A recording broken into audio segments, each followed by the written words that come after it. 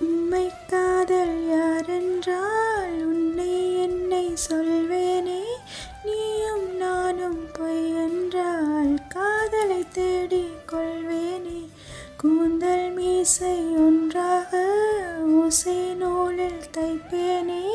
தேங்காய்க்குள்ளே நீர் போல நெஞ்சில் தேக்கி வைப்பேனே. வத்தி குச்சி காம்பில் ரோஜா பூக்குமா?